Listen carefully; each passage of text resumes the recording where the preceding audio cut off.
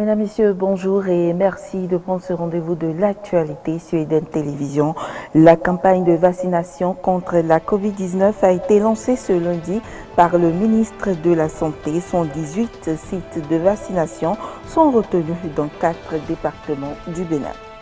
La menace djihadiste s'étend dans le sud de l'Afrique après la prise d'un port stratégique de Mozambique. Daesh a revendiqué l'attaque de ces derniers jours contre la ville de Palma. Et puis, la Russie inquiète face à la répression sanglante en Birmanie. Le vice-ministre de la Défense s'est rendu ce week-end dans le pays.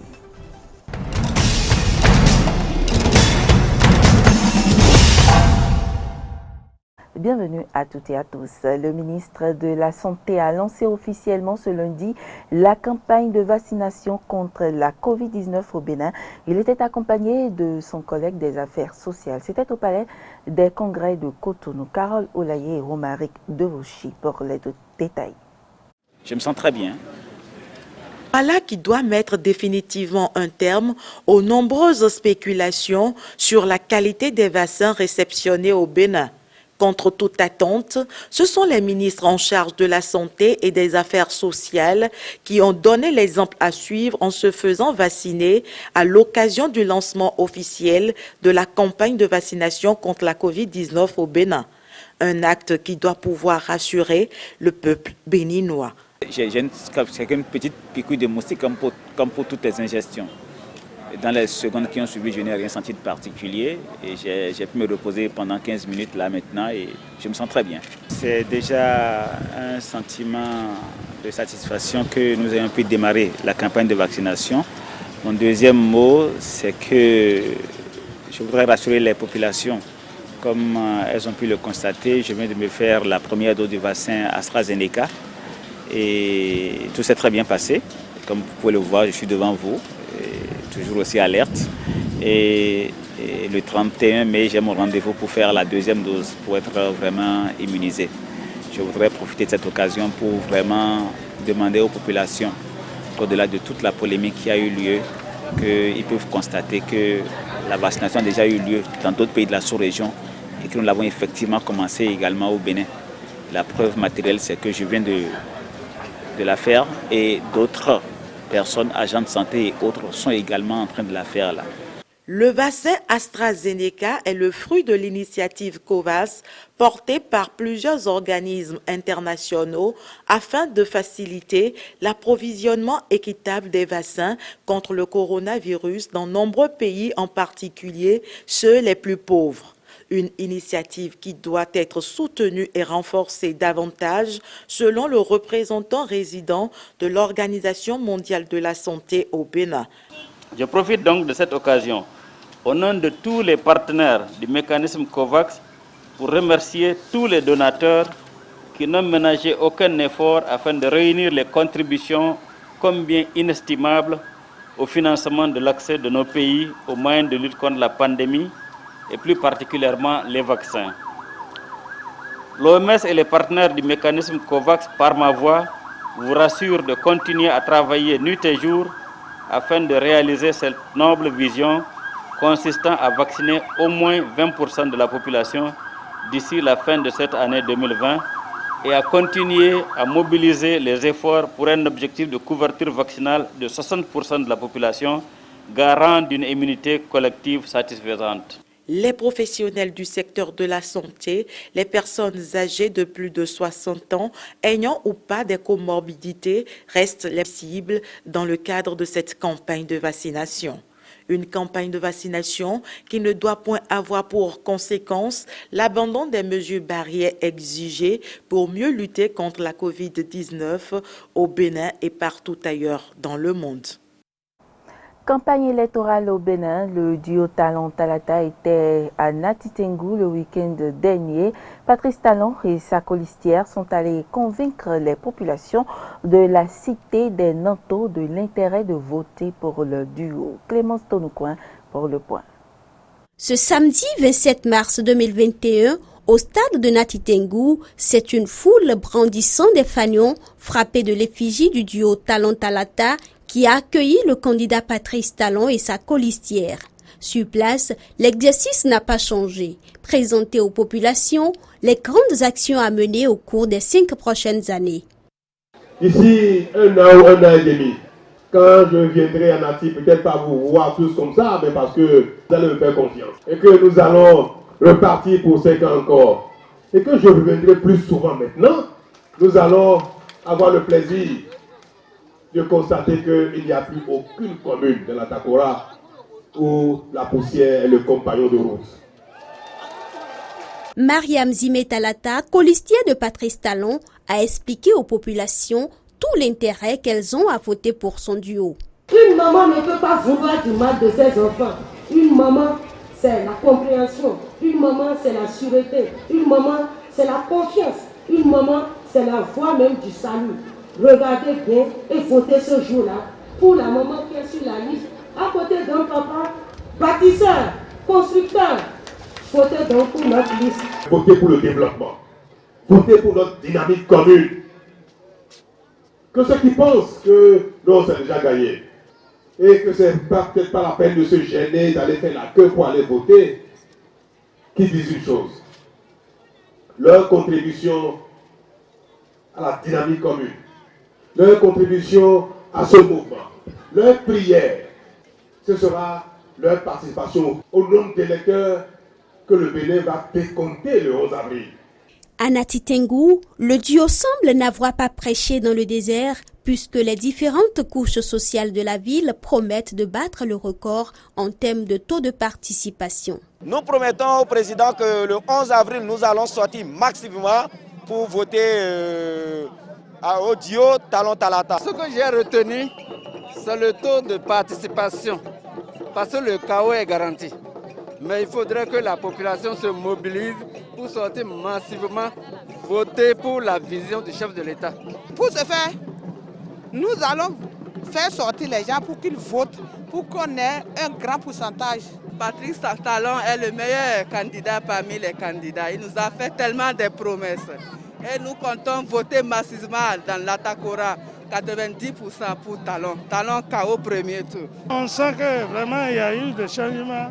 Cela me rassure. Ça me rassure qu'on va continuer la même dynamique. Nous allons faire un chaos et avancer.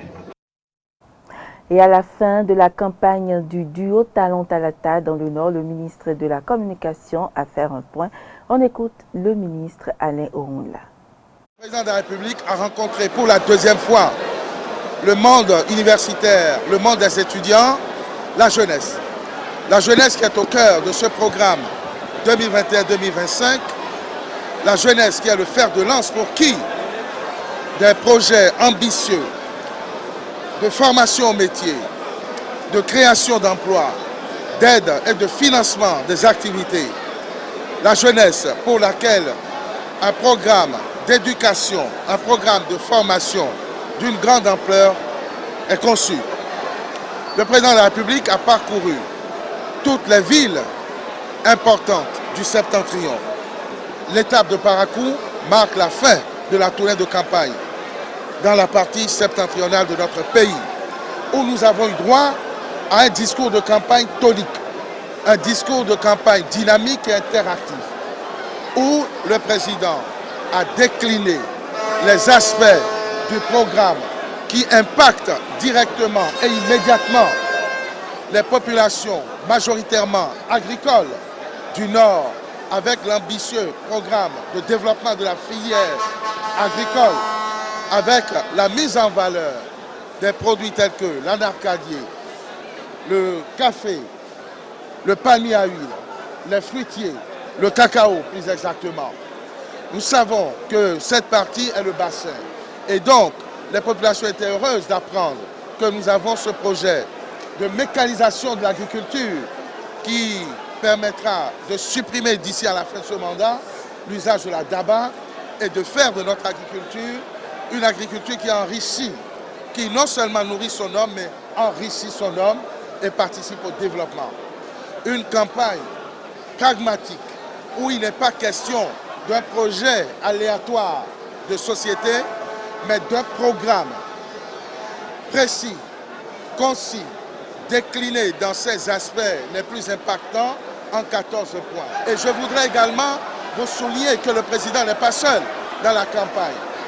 Je crois que vous observez la montée en puissance de sa colistière qui remet la femme, les filles au cœur de l'action politique avec un discours modéré, pondéré mais efficace sur l'ambition du duo de consolider la démocratie, contrairement à nos adversaires qui veulent restaurer une démocratie qui ne nourrit pas son homme. Le duo Talon-Talata veut consolider la démocratie en donnant les moyens au peuple, aux électeurs, que nous invitons une fois de plus. Et si la tendance que nous voyons se confirme, à se rendre massivement aux urnes le 11 avril. L'actualité sur le continent à présent, la menace djihadiste s'étend dans le sud de l'Afrique après la prise d'un poste stratégique de Mozambique. Daesh a revendiqué l'attaque de ces derniers jours contre la ville de Palma. Des centaines de personnes continuent de fuir la zone des combats depuis plusieurs années. Cette partie de l'Afrique est confrontée à des groupes armés. Un avion des Nations Unies se pose sur l'aéroport de Pemba. À son bord, des adultes et des enfants originaires de Palma dans le nord-est du pays. Depuis mercredi, cette ville est le théâtre d'une violente attaque d'un groupe djihadiste. C'était un moment horrible, un vrai massacre. Aucun d'entre nous n'aimerait y retourner. Beaucoup de gens sont morts.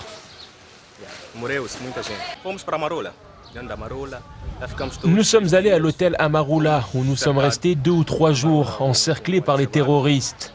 Après 4 jours sans manger, nous avons décidé de partir et d'aller dans la forêt pour nous échapper. Certains collègues blancs ont perdu la vie. La défense mozambicaine a fait état dimanche soir de dizaines de morts parmi les habitants de Palma. Au moins une centaine de personnes restent portées disparues et des milliers d'autres sont enfuis dans cette ville qui comptait plus de 70 000 habitants avant l'attaque de mercredi dernier. Une attaque revendiquée ce lundi par les djihadistes du groupe Al-Sunna ou Al-Jamo ou Al-Shebab, affiliés à Daesh. Ils contrôleraient désormais banques, bureaux gouvernementaux, usines et casernes de l'armée de Palma. Une ville stratégique, située à seulement 10 km à peine d'un méga-projet gazier de plusieurs milliards d'euros, piloté par le groupe français Total. Le géant énergétique, qui espérait une reprise des travaux de construction du site, a finalement renoncé. L'Organisation des Nations Unies s'est dite lundi, je cite, profondément préoccupée par la situation toujours en évolution à Palma, tandis que Washington, de son côté, déclare être déterminé à assister le gouvernement mozambicain pour lutter contre les djihadistes, sans pour l'heure préciser de quelle manière.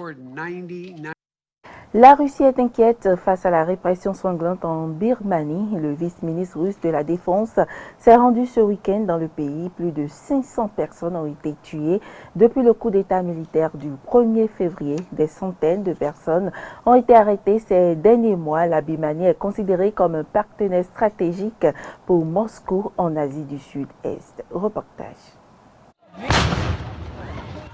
La communauté internationale solidaire pour dénoncer le pouvoir birman. À la demande du Royaume-Uni, l'ONU va tenir un conseil de sécurité mercredi pour décider de sanctions contre le pouvoir en place depuis le putsch du 1er février dernier et de la stratégie à adopter pour venir en aide au peuple birman. Il est absolument inacceptable de voir des violences d'un tel niveau contre les gens, tant de personnes tuées, et un tel refus obstiné d'accepter la nécessité de libérer tous les prisonniers politiques et de remettre ce pays sur la voie d'une transition démocratique sérieuse. Nous avons besoin de plus d'unité au sein de la communauté internationale, de plus d'engagement pour faire pression afin de renverser la situation. Accusée dans un premier temps de maintenir des liens cordiaux avec l'actuel pouvoir birman, la Russie a tenu à clarifier sa position. Nous sommes extrêmement préoccupés par l'augmentation du nombre de victimes au Myanmar. Cela provoque notre profonde inquiétude et nous suivons de près la situation au Myanmar. Vous savez, nous avons des liens de longue date et assez constructifs avec le Myanmar. Nous avons effectué un travail de fond dans les relations bilatérales. Les relations doivent être envisagées sous cet angle. Cela ne signifie pas, bien sûr, que nous nous réjouissons des événements tragiques qui se déroulent dans le pays. La Chine, qui malgré de nombreux points de désaccord avec les États-Unis et d'autres pays membres de la communauté internationale, s'est elle aussi indignée du massacre dont est victime la population birmane. Nous sommes préoccupés par la situation au Myanmar. Nous avons déclaré à de nombreuses reprises que nous espérions que toutes les parties au Myanmar feraient preuve de retenue, garderaient leur calme et prendraient des mesures constructives pour promouvoir l'apaisement des tensions actuelles. La violence et les effusions de sang ne servent les intérêts de personne et ne feront que blesser le peuple du Myanmar. Malgré les événements macabres du week-end, le peuple, qui réclame le retour à la démocratie et la libération de la chef du gouvernement civil, Aung San Suu Kyi, a défilé hier dans la région du Mandalay, au centre du pays, avec des banderoles assurant, je cite, « Le peuple ne sera jamais vaincu ». En 2 mois de manifestations, plus de 400 personnes, femmes et enfants inclus, ont été tuées. Ce dimanche, près de 3000 Birmans ont traversé la frontière pour se réfugier en Thaïlande. Et puis l'Union européenne annonce une aide de 276 millions d'euros pour la construction et la rénovation de camps de migrants en Grèce. Au total, 5 camps de migrants seront construits. Une nouvelle qui a provoqué la colère des habitants de l'île de Lesbos. Ils ont manifesté alors que la commissaire de l'Union européenne était sur place. Elle a appelé la Turquie à réadmettre les migrants qui ont été déboutés du droit d'asile. Lesbos, Samos, les plus grands bidonvilles d'Europe, ont des aires de prison à ciel ouvert, bordées par la mer Égée. Sur ces îles grecques, près de 14 000 réfugiés continuent de vivre dans des conditions extrêmes. Environnement sanitaire déplorable, surpopulation, attentes interminables, une situation infernale dénoncée par le Haut Commissariat aux réfugiés. Confrontée à cette crise humanitaire, la commissaire européenne aux affaires intérieures a fait le déplacement jusqu'à Lesbos.